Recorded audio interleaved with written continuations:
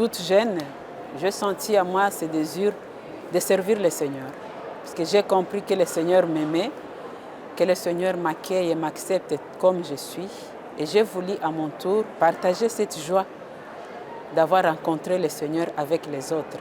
Et c'est pourquoi j'ai accepté de me consacrer au Seigneur pour pouvoir témoigner de l'amour qu'il me manifeste aux autres, dire aux autres que Dieu les aime aussi et Dieu les accueille comme ils sont et il veut leur salut.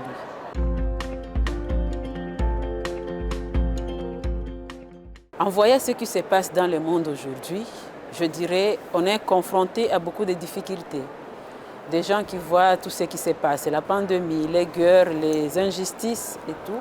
Pour certains, ils se disent où est Dieu? Est-ce que Dieu existe et pourquoi tant de problèmes et tout? Alors pour nous les chrétiens, ça devient un grand défi de pouvoir témoigner de l'amour de Dieu dans un monde où tout semble être chaotique, où il y a beaucoup de problèmes, beaucoup de difficultés. Donc il nous est demandé de vivre vraiment et de témoigner de notre joie d'être chrétien pour que les autres puissent comprendre que réellement Dieu existe.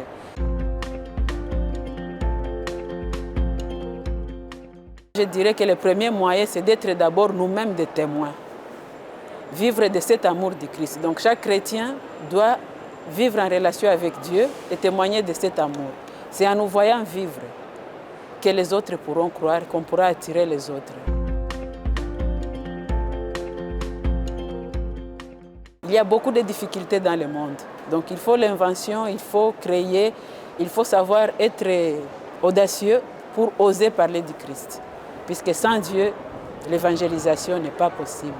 Sans la grâce de l'Esprit Saint, on ne pourra pas inventer, on ne pourra pas évangéliser. On peut parler de soi-même, mais on ne parlera pas de Dieu. C'est pourquoi on a vraiment besoin d'être des intimes avec le Seigneur pour pouvoir inventer, pour pouvoir être audacieux dans la mission aujourd'hui.